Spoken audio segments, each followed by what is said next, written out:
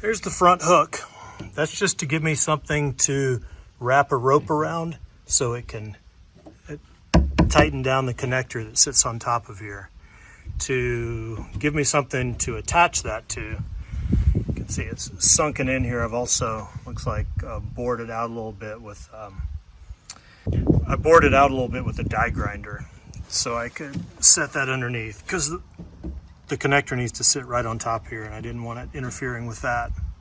So these two pieces of 1/4 inch or 3/4 inch plywood, I just had to, you know, kind of be careful and figure out how to make that angle meet up so everything's nice and flush.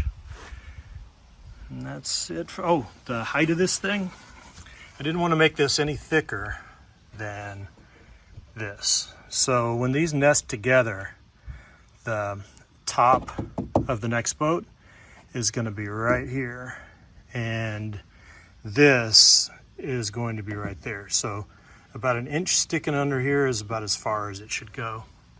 Otherwise, it's going to keep them from nesting as tightly as they might nest otherwise. I'm just going to show this connection process from this side. Be just like it on the other boat that's over there. So I've got this little stop in here to keep, so when I plug this in, to keep it from sliding this way. I don't know if that's really necessary. Maybe, maybe not, but I thought it was when I first designed this. So here's my rope to tighten this thing down, and it needs to hook under the,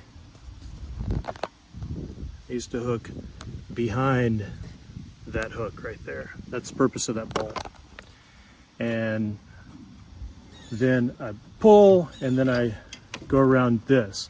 So I've got a little bit of force going this way. That's keeping the PVC from pulling out. Now the PVC could easily come out like that, but with the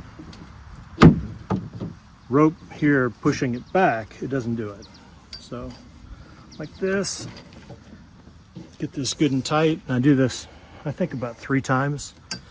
So you can see 2 strands going over there. I think that's all I do. And then got these little jaws that I made, I 3D printed. And it looks like they need to be tightened down a little bit. But anyway, if I can't quite get one of these knots to reach into the back of the jaws, just do another wind and then try again. Another, oh, there we go. So there, that's it. That keeps the boats together. These other screws, these are for the deck, for the fabric lounge area. So my considerations when I was doing this, I wanted to have this sit on top of the gunnels, on top of the sides of the hull, and I want the bottom of this conduit to be even with the bottom of that conduit.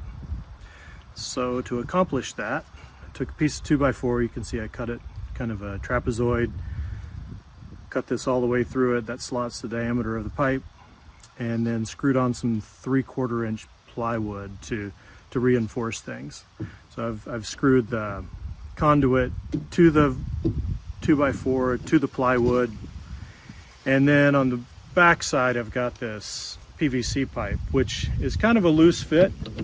The purpose of it is to keep this from going up and down and that way.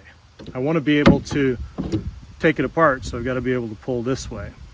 So when I set this right here, because of the position of the PVC being on top of that 3/4 inch plywood, everything lines up just right. There's a little stop right here. I thought at one point it'd be important to keep this lateral force from sliding us over. Not really sure that's important, but I did that anyway. Let's see, is there anything else?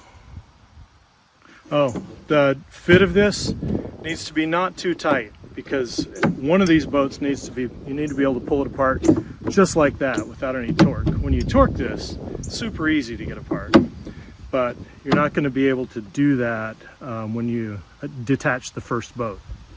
So you need to be able to pull it out, but it needs to be tight enough to clamp together and make things easy to assemble.